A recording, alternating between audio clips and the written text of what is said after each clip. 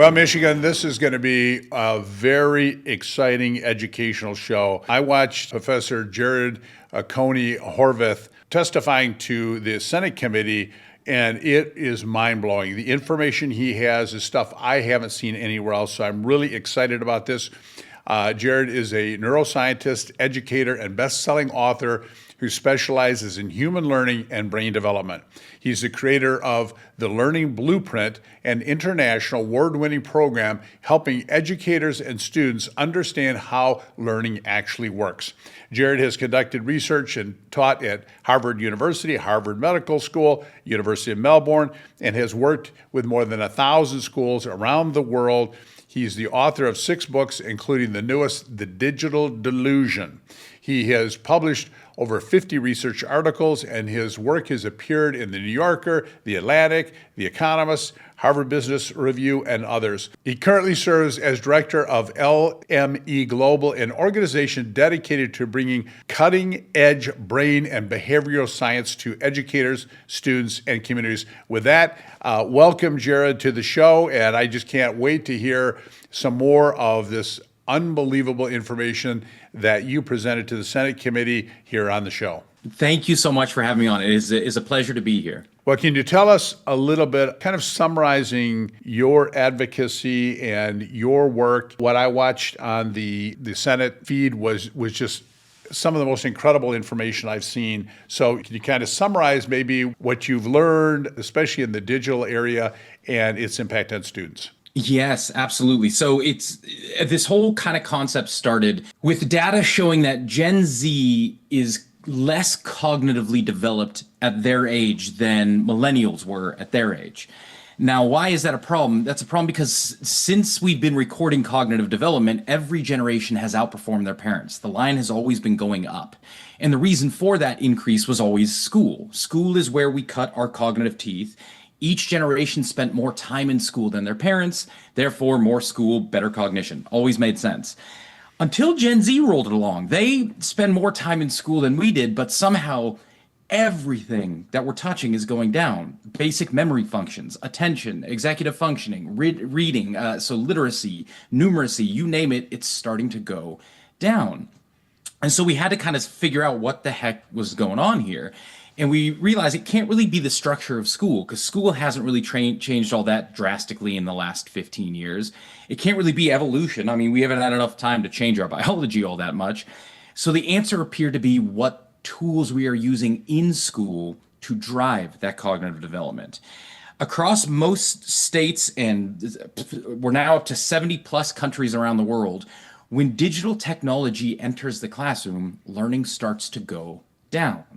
So like a lot of people, I'm late Gen X, early millennial, in that kind of window there. We had tech, but tech was always a peripheral in school to us. We had a tech lab. Maybe you'd take a typing class once a week.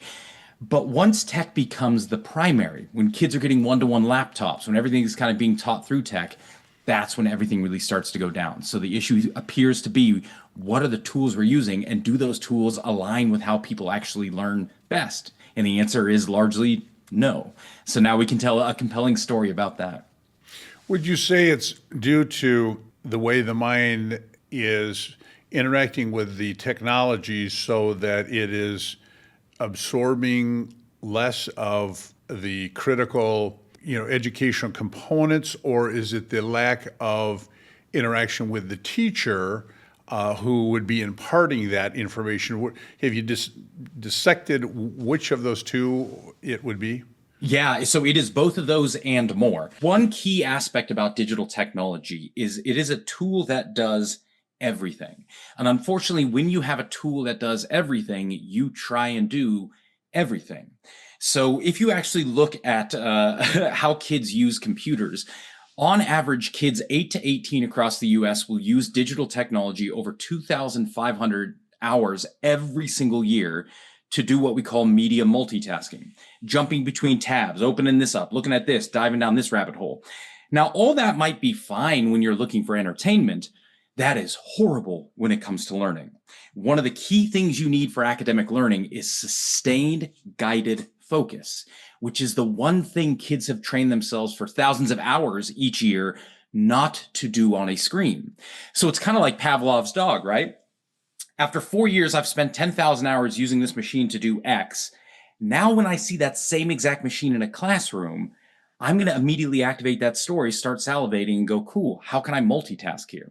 This is why when kids see a computer in class, most of them make it 6 minutes on average before they start multitasking. And between 24 and 38 minutes of every hour in class with a computer and a teacher there present, they will be off task multitasking. It's a pure training thing. The tool is no longer seen as educationally relevant. In the battle of entertainment and education, entertainment won.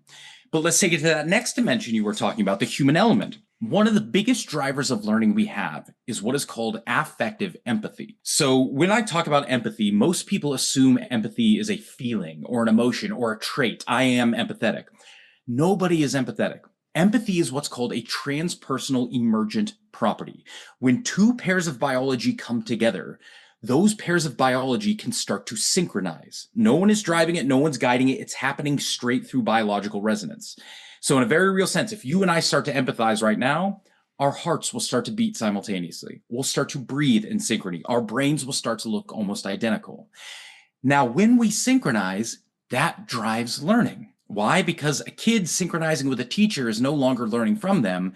They are thinking like them in that moment. They're making the exact same cognitive moves, which deepens understanding and retention. So now what is the one thing tech doesn't have? Biology. What's the one thing tech does when two people are trying to interact? If you've ever had someone pull out a phone at a dinner table, you know it cuts off that resonance.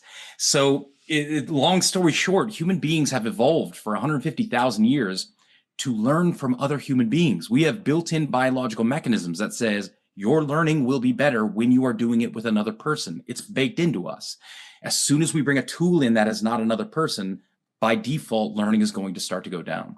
That makes perfect sense to me. What has been the reception you've had from the educational establishment on your research? It's been much better than I expected.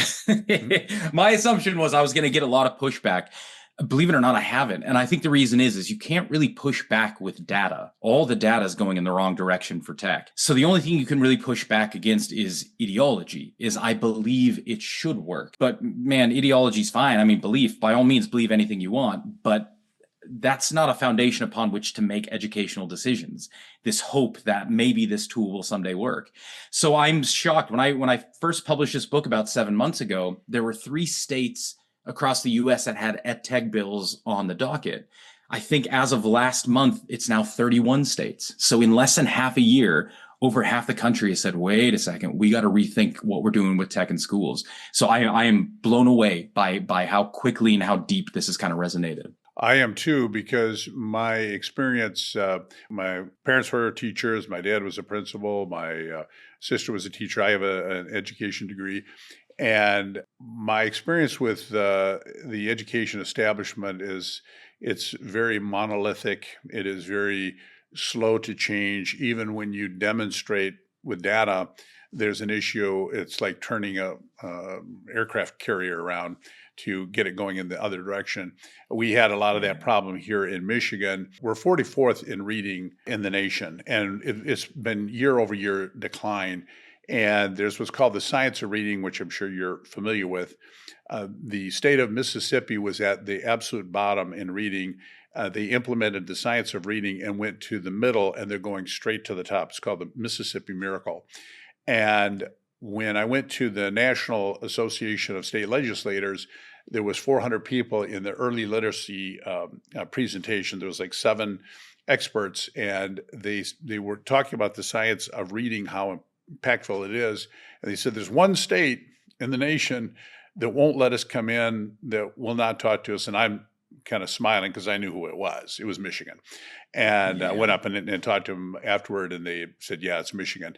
And it's just that concern that when something becomes part of the culture and part of the way of doing things, and now you've got to turn and learn something new, that the education establishment very often will continue with what it has simply because it's the comfortable thing.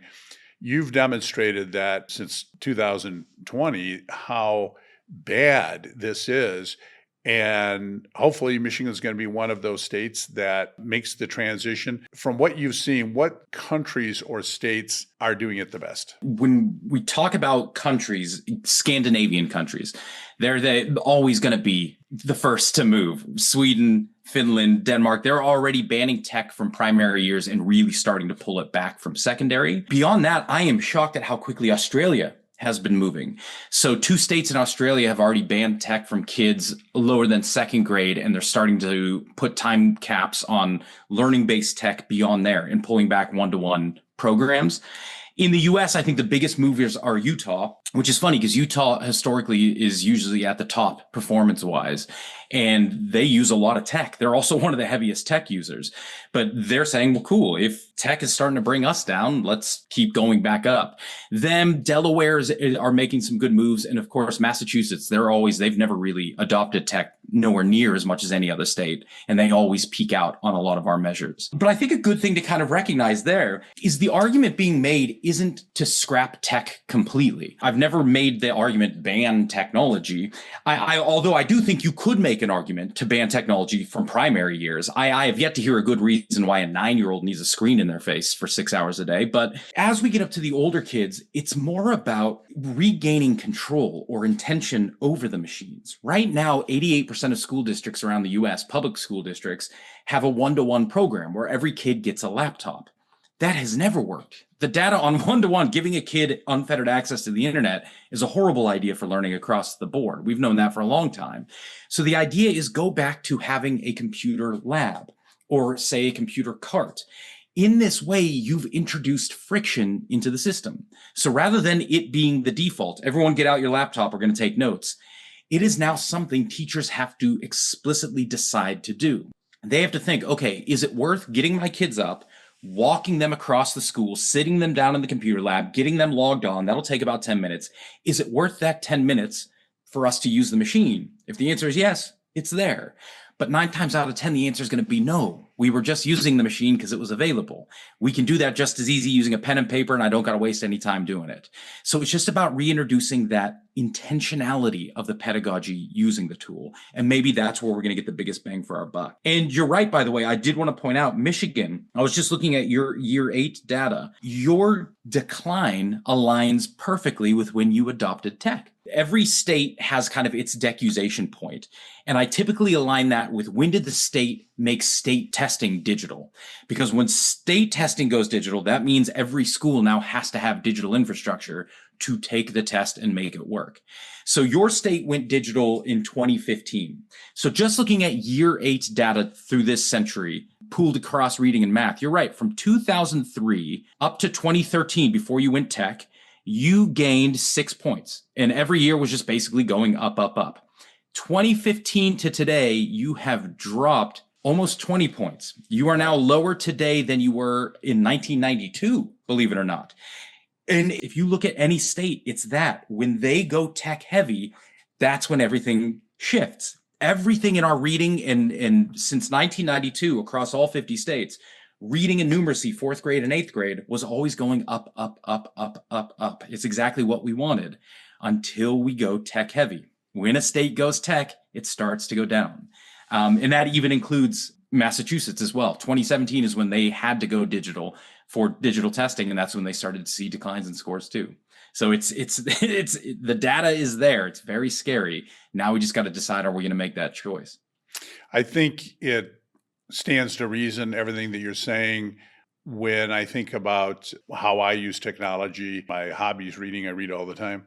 And I remember being in high school and college, and I remember the teacher or the professor in front of the class talking to us, relating stories with personal anecdotes, and how I just loved that. I loved going to class. I mean, I don't know how many students are that way. For me, with a particularly good teacher that was giving you just this unbelievable, exciting information, and to have that on a screen kind of sanitized into something that maybe the majority of the students or educators are going to think this is the acceptable pedagogy. But for me, it was that interaction with that individual that's irreplaceable, for a student. And I just hope that in Michigan, what we're talking about here resonates with the educational establishment. With dyslexia, we were like the last in the nation. We're the worst in the nation for dyslexic students, and they learn through the science of reading. We still haven't even implemented the law that was passed 2 years ago. So my hope is that we can learn from your data, your information, and really make some changes, because if we don't, Michigan is just on a downward slide. You listed the statistics. I mean, we're 44th in reading and declining year over year. If we don't change it, we're going to be in the bottom on all categories. And this information that you imparted to the Senate committee was so impactful that I hope that we'll get this out everywhere we can, and that we can really have an impact among these educators to say, yeah, we have to make some changes. I'm also going to look at those states that you mentioned to see, was there a law passed? Is something done by the governor? Was it done by the education establishment? Because very often I find if we can get a good model legislation or just kind of what's being done in another state, that would be helpful. So if you have that information, or if not, we could try to do the research, because I would love to bring best practices to Michigan. Absolutely. I know a lot of people, there's a lot of parents and teachers kind of making moves who are all over legislation across the country. So by all means, I'm more than happy to put some of that together, send that over. And I think you're in a really good position, right? Is teachers. So I've worked in education for a long time, and this is admittedly completely personal, but in my experience, about 70% of teachers are completely done with tech. They hate it. And that's a big obstacle a lot of the times, is getting teachers on board. But in this case, the teachers are the ones wanting it to leave. If you've been in a classroom longer than 10 years, something has changed, and it's not been for the better. And those are the ones, once you have the teachers on board, they'll start talking to the leaders. You got the leaders on board. I think it's easy to make this change. And if anyone has any kids, politicians, if you have kids, they're not acting the same now that they were 10 years ago. The generations have changed. And we have a very easy win here to try and pull some of that learning back. And I think you make a good point. If we're just talking about straight reading, a key aspect of human memory is three-dimensional location. Where in space did something occur? That is a huge aspect of the memory you form, and ultimately will determine how you can access information later. Now think about a book. Until this book burns into dust, every word has an unchanging, very clear three-dimensional location. The word just will be 20% of the way through the book, left page, top left-hand side. It ain't going nowhere. Now imagine you read this same thing on a screen. The word just is going to start at the bottom of the screen, go through the middle, pass out the top. There is no three-dimensional location. So an entire aspect of human memory just gets dumped. This is why when we learn from screens or try to read from screens, after about 4 or 5 minutes, your brain will send you a signal saying, you're not getting this. I don't know where any of this is supposed to go. And so we just start skimming. We start looking for keywords. So think of how easy that is. When we made the switch from textbooks to digital textbooks, learning went down, literacy went down. If you did nothing different but print out everything, return to hard copy paper when it came to reading assignments or assessments, you will see a growth in reading just by the material, the mode you are using, the medium you have chosen. So these are just like simple wins that I don't think any school will be like, well, printing things out versus having them on a screen is not a huge change. It's not a big pedagogical shift. I don't need to learn the science of reading. I'm just going to change what I teach on, and you will see a growth in learning. That might be the next straw that kind of says, okay, my camel's back is breaking. What else can we do to improve the outcomes we're looking for? And I think you're absolutely correct about the current teachers that are out there to change from whole language or look-say or balanced literacy over into the science of reading. If you've not learned phonics as a teacher, you've got to go back to learn it yourself and then start teaching it. That's a tall order. Here, most of these teachers, until recently, they interacted with the students. They didn't really have all this technology. And I suspect you're absolutely right that they're seeing that it is not working. And most of the teachers, when they see something really is not working, they feel deficient. They feel, wow, I really don't feel like I'm doing right by these kids. And I think you're correct that it probably is going to be an easier lift to start modifying things and not having everything done digitally. So I'm looking forward to seeing what we can do in Michigan to make this thing happen, to start getting away from the digital and get more into the personal interaction.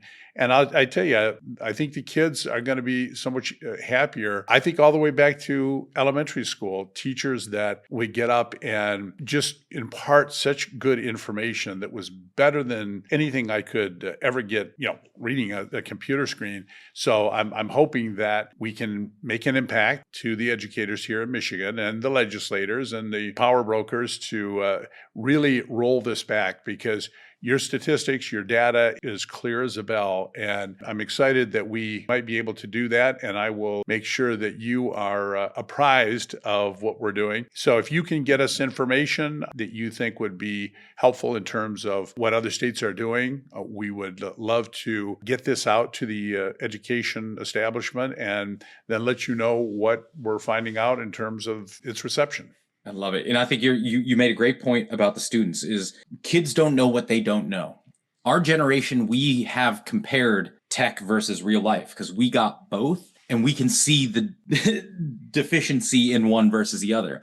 A lot of these kids today have never experienced what school is like with a teacher who's there present working with them.